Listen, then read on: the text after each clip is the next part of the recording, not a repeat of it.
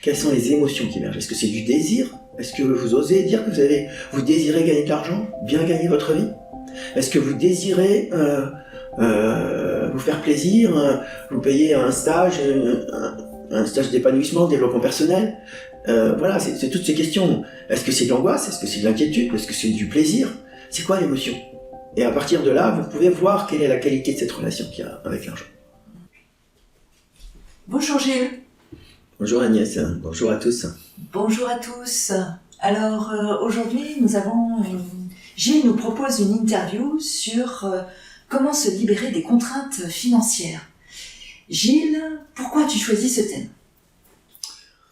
Parce que nous vivons une période quand même qui est assez compliquée et je sais combien l'argent est une véritable bombe émotionnelle qui incite à des comportements parfois qui sont au-delà de ce que nous avons envie de réaliser, on va dire.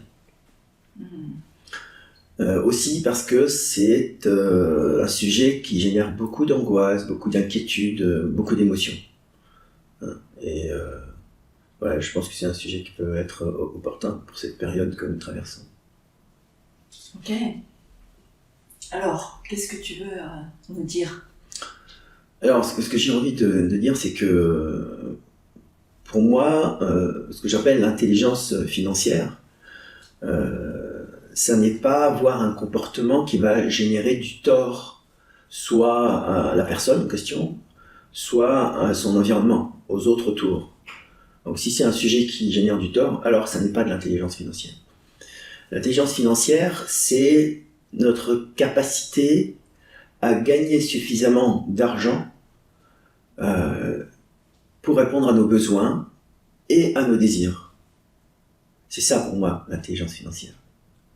Et l'intelligence financière, c'est aussi notre capacité à donner et à recevoir gratuitement de l'argent. Ça aussi, c'est un très bon indicateur. Surtout, c'est mettre notre intelligence financière au service de notre épanouissement.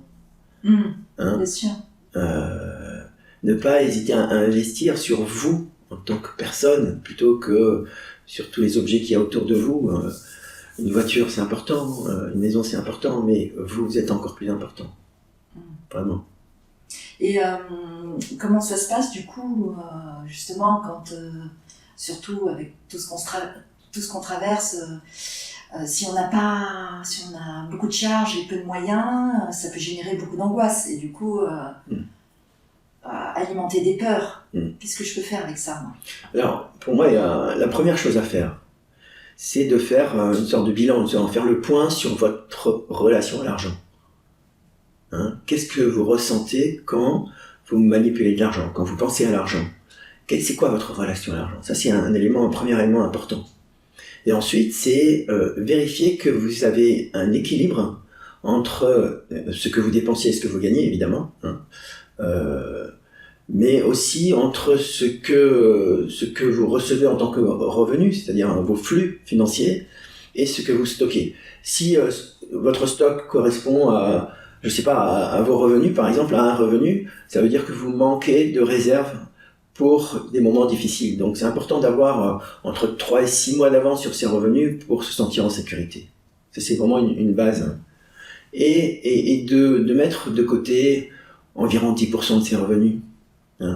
Et je sais que pour ceux qui ont des petits revenus, c'est plus difficile, mais croyez-moi, c'est toujours possible, quel que soit le revenu, et prendre l'habitude d'avoir toujours quelque chose de côté en cas de besoin, en cas de projet aussi. Voilà. Et ça, le faire vraiment demain. Ne pas attendre, oui, je vais le faire, c'est important, effectivement.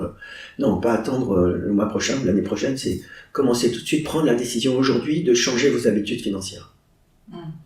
Commencez tout de suite à identifier quelle est votre relation à l'argent. Tout de suite, demain, ce soir, posez-vous la question, travaillez dessus.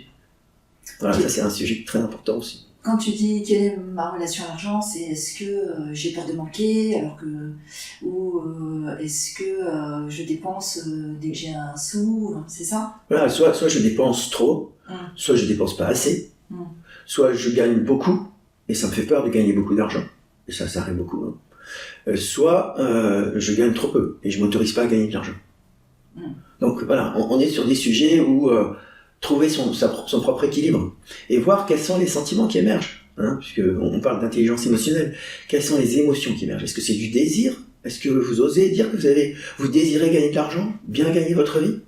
Est-ce que vous désirez vous faire plaisir, vous payer un stage d'épanouissement, de développement personnel? Voilà, c'est toutes ces questions. Est-ce que c'est de l'angoisse? Est-ce que c'est de l'inquiétude? Est-ce que c'est du plaisir? C'est quoi l'émotion? Et à partir de là, vous pouvez voir quelle est la qualité de cette relation qu'il y a avec l'argent. Ok. Merci Gilles. Alors s'il y avait une chose à retenir, ça serait quoi? Pour moi, une chose à retenir, c'est de prendre le temps de sentir votre relation à l'argent. Ça, c'est la première des choses à faire. Où vous en êtes dans la relation avec l'argent? Est-ce qu'il y a de la jalousie? Est-ce qu'il y a de la peur? Est-ce qu'il y a du plaisir? C'est au niveau émotionnel. C'est quoi l'émotion qui est associée? Quelles sont les émotions associées à votre argent? À l'argent en général. Ok. Merci Gilles. Merci. Si tu aimes cette vidéo et que tu veux nous encourager à continuer, nous t'invitons à t'abonner à la chaîne, à liker l'épisode et à laisser un commentaire pour nous donner ton avis. Tu peux aussi partager cette vidéo avec ton entourage si tu penses que ça peut les intéresser. Si tu as envie d'aller plus loin, Gilles propose des trainings et coachings en intelligence émotionnelle. Retrouve toutes les informations sur le site odyssemotion.com.